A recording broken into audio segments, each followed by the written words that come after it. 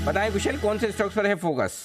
बिल्कुल सर, तो इस सीरीज का दूसरा जो स्टॉक है वो है बैंक ऑफ महाराष्ट्र। इसके आज ही नंबर्स आने वाले हैं, करीबन 1:30-2 बजे तक आई थिंक इसके नंबर्स आ जाएंगे। और नंबर्स के लिहाज से मैं बताऊं आपको, सेंट्रल बैंक ऑफ इंडिया के नंबर्स आपने देखे होंगे 17 जुलाई यानी कि परसों आते हुए दिखे थे। बहुत ही शानदार नंबर्स वहां पर आते हुए दिख रहे थे। अब उसी तर्ज पर मैं देख रहा हूं कि यहाँ पर बैंक ऑफ महाराष्ट्र के भी लगातार जो GNPA और NNPA में आपको गिरावट होती हुई दिखी है, एसेट क्वालिटी में आपको जबरदस्त सुधार आता हुआ नजर आएगा। उसके नंबर्स पर मैं आगे बात करूंगा, पर सबसे पहले आप देखिए कंपनी की NII यानी कि ब्याज से आए कंपनी की 2500 करोड़ रुपए पर इस तिमाही में आती हुई नजर आ सकती है। सालाना आधार पर देखेंगे तो 48% की ग्रोथ हम एक्सपेक्ट करके चल रहे हैं NII में। साथ ही कंपनी का जो NPA प्रोविजनिंग आंकड़ा है वहां पर लगभग 61-62% की गिरावट हम एक्सपेक्ट करके चल रहे हैं। तो इसका सीधा सीधा फायदा कहां होगा? कंपनी के मुनाफे पर। प्रॉफिटेबिलिटी के लिहाज से आप देखिए करीबन 1000 करोड़ के पार यहां पर कंपनी मुनाफा भी दर्ज कर सकती है, जो कि पिछले साल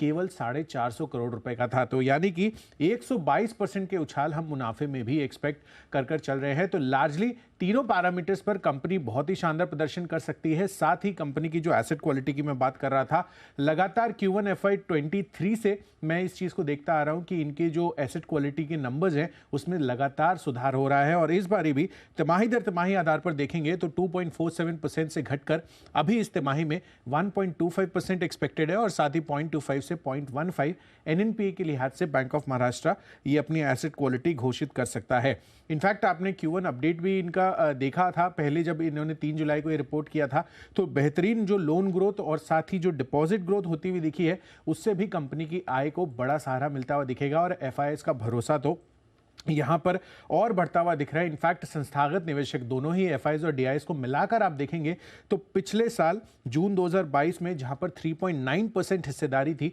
वो अब बढ़कर जून 2023 में 7.11% हो गई है। तो सरकारी बैंकों पर जो फोकस है नंबर्स के लिहाज से आपको रखना चाहिए, और इसमें पहला कॉल बैंक ऑफ महाराष्ट्र का है, जहां पर यहां पर नंबर्स आज के हिसाब से बहुत ही बेहतरीन आ सकते हैं।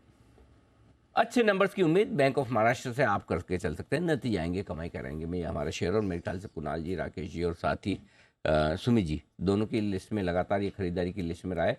तो एक बार 50 से नीचे का है तो भले दोनों की लिस्ट में रहा हो, सवाल तो सुमित जी से ही पूछा जाएगा।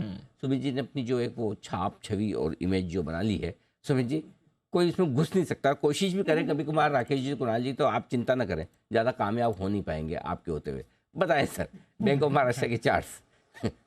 धन्यवाद अनिल जी। अनिल जी देखिए, बैंक ऑफ महाराष्ट्र यहाँ से ऊपर का मूव ही दिखाएगा। स्टॉक का स्ट्रक्चर बढ़िया है।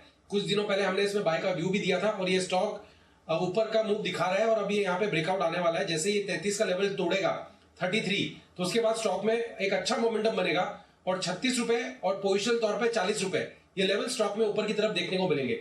तो बैंक ऑफ महाराष्ट्र का स्ट्रक्चर बढ़िया है, ब्रेकआउट है, चार्ट्स में खरीदारी के संकेत दिख रहे हैं। जिन्होंने ले रखा है वो लोग होल्ड करें, डिप में फ्रेश खरीदारी करें। 36 रुपए और 40 रुपए पोजिशन तौर पर लेवल ऊपर में देखने को मिल सकते हैं। इससे 40 तक के टारगेट, और सेठी साहब ने भी सोमवार को इसे रिकमेंड किया था